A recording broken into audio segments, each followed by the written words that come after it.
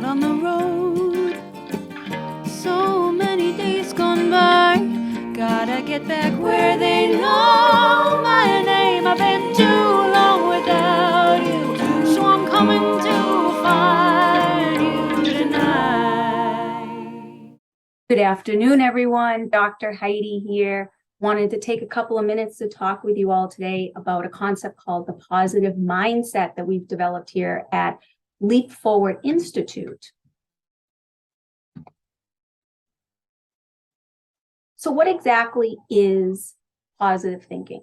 So in this presentation, we're going to talk a little bit about what exactly it is, how you can introduce the positive mindset formula to both your professional and individual life, and then how we can create that for ongoing success. So we're ultimately going to talk about creating a mindset for success. So the power of positive thinking falls into three major components in terms of your own personal and work life. So the first one that we always discuss and talk about is controlling the environment. So a lot of times, what's going on around us, whether it be personally at home or whether it be in the workplace, is something that is going to impact the way you think. And so we ultimately want to be working towards creating an environment and where we're around people who think positively, act positively, and promote us as individuals to have a positive mindset and to think about things positively.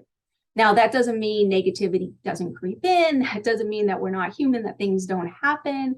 But what it does is it helps us better equip for thinking about those moments. When those moments happen, how do we think about them? How do we process that information? And how do we create it so it doesn't become toxic and create barriers for our personal and professional success?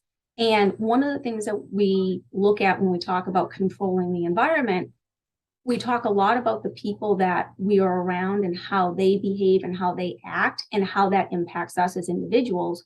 We also need to think about the people that are secondarily around us, who are maybe on the outer circle making environmental noise. That can have a big impact if we're not even part of the conversation, but we hear in the background a lot of negativity, a lot of things are said. That can have a snowball effect. Eventually it can creep in and we start thinking, oh, you know what, they're right, that is the way I should be thinking about it. And before you know it, it can become extremely toxic. I remember, I'll tell you guys a quick little story. When I was working in healthcare, I knew I was getting to the point of being burnt out. I knew that the environment was pulling me down a little bit, but I didn't really 100% realize exactly how much until I made my career switch.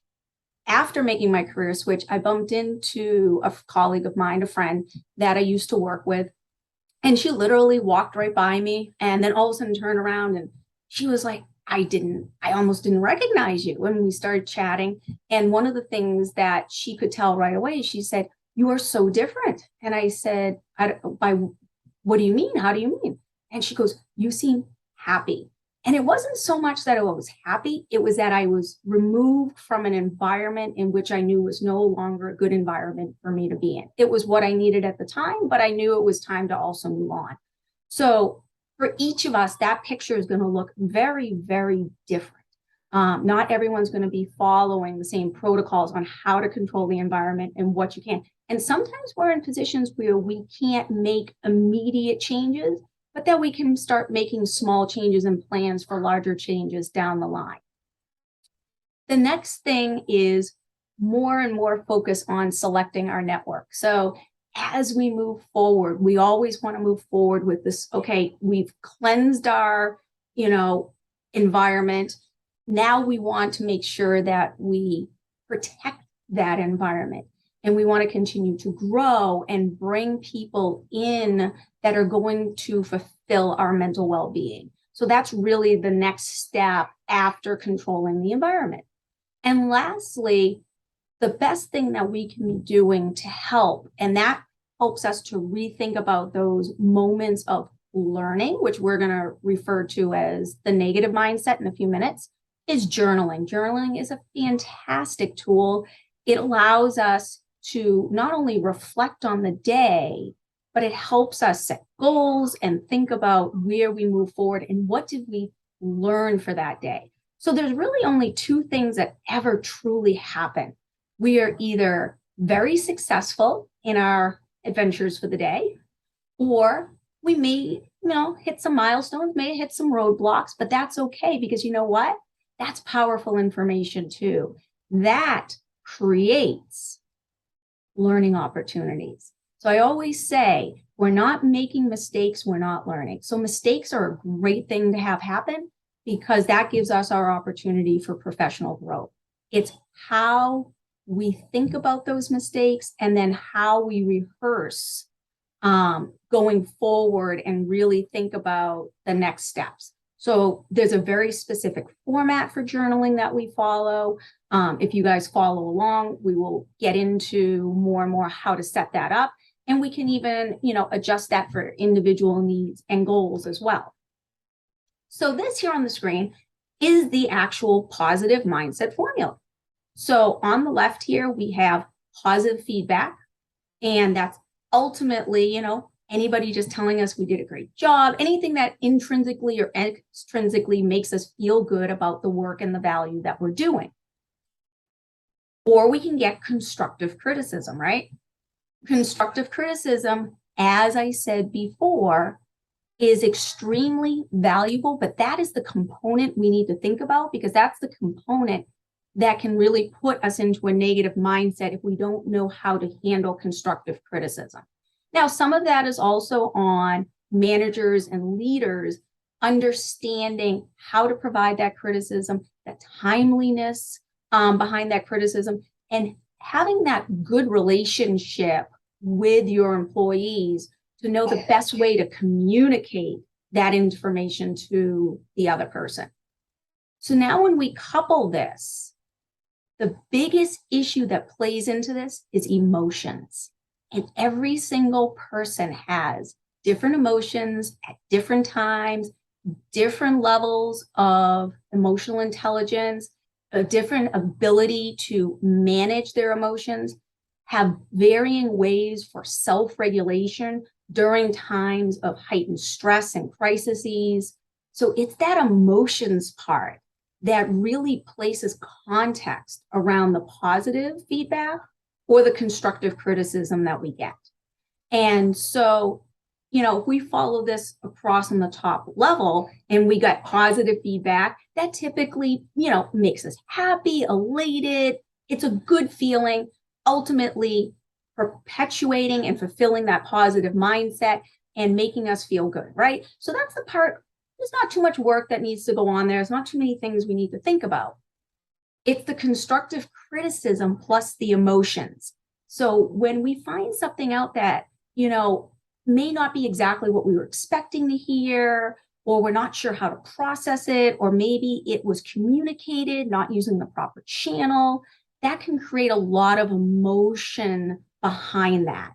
And when those emotions get tied to constructive criticism in a negative way, that helps or that continues to make that negative mindset.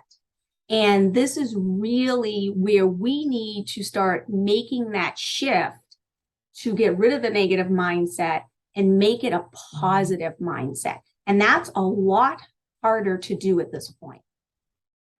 So one of the things that we are going to do here is we're going to talk about how do we eliminate the negative mindset completely? How do we make it positive feedback? What did we learn? Plus emotions equals our positive mindset. So what did that just mean? So what that meant was there's no such thing as constructive criticism. Constructive criticism is solely what did we learn? So every time somebody tells us something that may not be 100% what we were expecting, we have to say to ourselves, okay, what did I just learn from that? And what can I take away from it? The tricky part with that is we're not always in control of how the message is delivered. This is where it's really up to organizations to have managers and leaders who understand the critical importance of this. So sometimes some training for managers and leaders on the mindset formula and how to deliver this information is helpful for the individual to be able to obtain this. But either way, sometimes we have to just walk away for a moment after receiving some information. But once we feel we're emotionally neutral, we really just ask ourselves, what did we learn? Because that's ultimately what it is there for. Constructive criticism is there to make you a better individual, to make you a better employee, and to help you on your professional journey and development. When we couple that with what we learn to the emotions, we trigger more positive emotions. I don't know about you, but I get excited when all of a sudden I'm like, oh man, that was great. I learned that. Now going forward, I feel more energized. I can use that information. Oh, maybe I can go take this class or go do this training. Or these are at least the things I know I need to do. It's all about triggering more positive emotions. And the more we trigger those positive emotions, we enter the positive mindset and we stay within that positive mindset realm. So how do you apply this formula to yourself, to your work, to everything?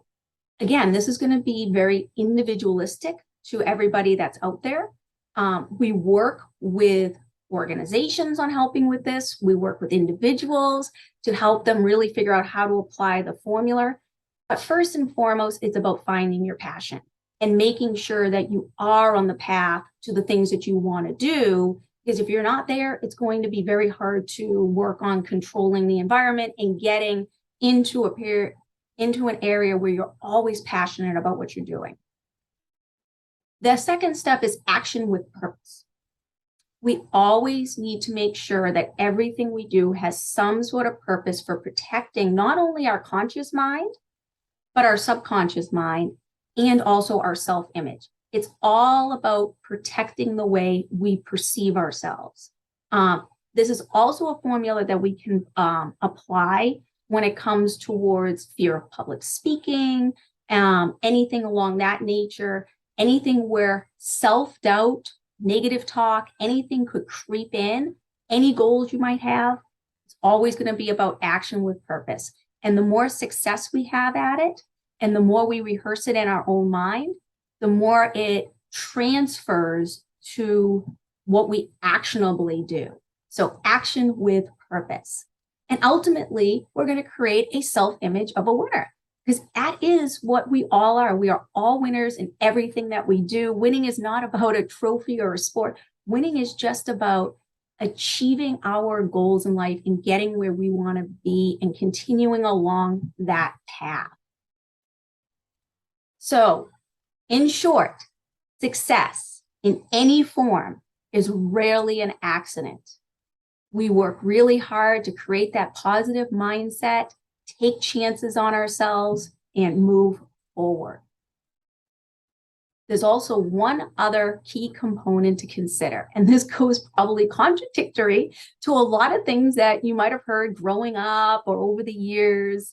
You need just the right amount of effort, and that is not 110%. I'm sure some of you heard the adage, put in 110%, break a leg. You know, that's unfortunately not what we want to do.